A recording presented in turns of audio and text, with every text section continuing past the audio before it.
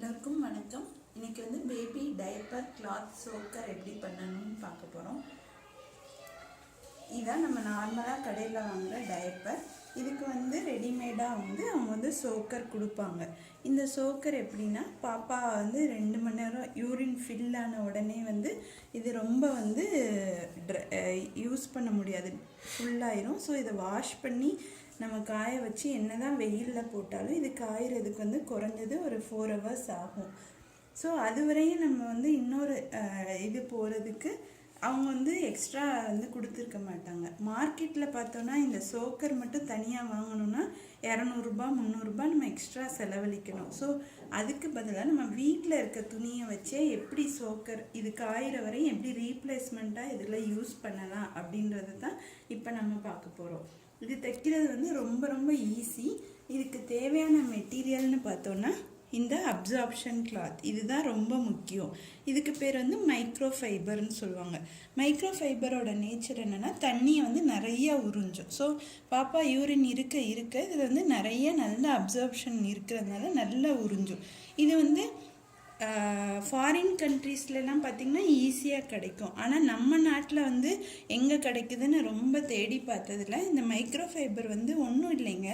Super மார்க்கெட்டில் போனீங்கன்னா kitchen towel, cleaning towel, dish cleaning டவல்னு வச்சுருப்பாங்க. நிறைய கம்பெனி 60 ரூபாயிலேருந்து 90 ரூபாய் வரையும் பெரிய துணி இருக்கும். ஸோ அதை நான் இப்போ 2ஆக கட் பண்ணி வச்சுருக்கேன். இதுதான் இந்த மைக்ரோ ஃபைபர். இது ரொம்ப இம்பார்ட்டன்ட் இந்த சோக்கர் இது பண்ணுறதுக்கு. அதுக்கு மேலேயும் கீழேயும் ஒரு லைனிங் கிளாத் வைக்கப்புறம் அது சாதாரண காடா துணின்னு சொல்லுவோம். இதை வீட்டில் நீங்கள் இருக்கிற பழைய காட்டன் சேலை எதனாலும் யூஸ் பண்ணிக்கலாம். உங்களுக்கு இன்னும் கொஞ்சம் அப்சர்ப்ஷன் அதிகமாக வேணும்னா இதை ஒரு லேயர் எக்ஸ்ட்ரா வச்சுக்கோங்க. நான் இப்போ உங்களுக்கு தைக்கும் போகும்போது கீழே ஒரு காட்டன் துணி, அடுத்து மைக்ரோ ஃபைபரோடது 2 லேயர் வச்சுருக்கேன். அடுத்து இது மேலே ஒரு துணி, அவ்வளோதாங்க. ஸோ இந்த டைமென்ஷன் பார்த்தீங்கன்னா உங்கள் பாப்பாவோட இதுதான் நார்மலாக பாப்பாவோட சோக்கரோட டைமென்ஷன் தான். அப்படி இல்லைன்னா நான் உங்களுக்கு டிஸ்கிரிப்ஷனில் இந்த டைமென்ஷனை இது பண்ணிக்கிறேன். இதை வச்சு கட் பண்ணி வச்சுக்கோங்க. வாங்க இதை இப்போ எப்படி தைக்கலாம், இதை எப்படி தைச்சி நம்ம மைக்ரோ ஃபைபர் கிளாத்தை சோக்கராக மாற்ற போகிறோன்னு பார்க்கலாம். நம்ம முன்னாடியே சொன்ன மாதிரி தான் ஒரு lining cloth, cotton lining cloth, micro ஃபைபரோடது 2 லேயராக மடித்து வைக்கணும்.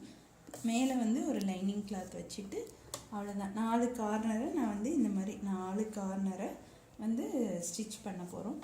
ஸோ நார்மல் ஸ்டிச்சு தான்.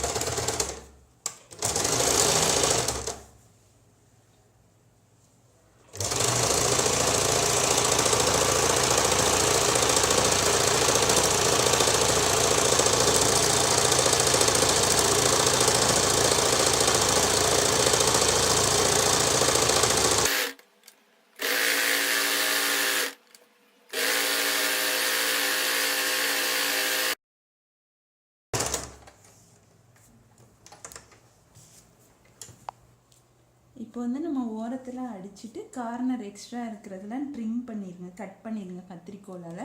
அடுத்து உங்கள் மெஷினில் ஜிக்ஸாக் இருந்ததுன்னா ஜிக்ஸாக் தையல் போட்டிங்கன்னா நல்லா ஸ்ட்ராங்காக ரொம்ப லென்த்தி லைஃப் இருக்கும்.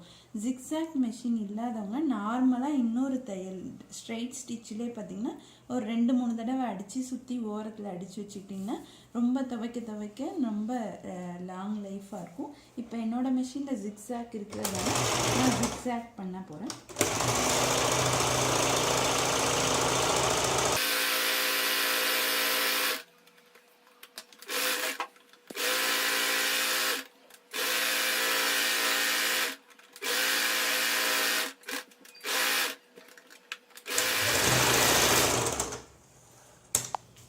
ஸோ நம்ம இப்போ சோக்கர் ரெடி ஆயிடுச்சு.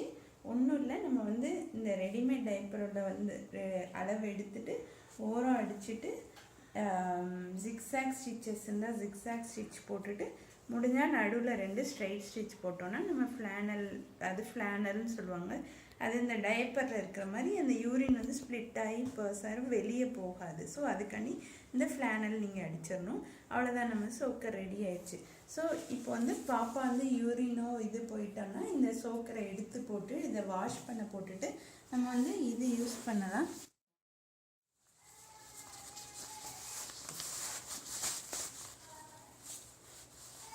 அவ்வளோதான். இதை வந்து நம்ம பேபிக்கு யூஸ் பண்ணோன்னா நம்ம டைப்பர் சோக்கர் ரெடி ஆயிடுச்சு. தேங்க்யூ.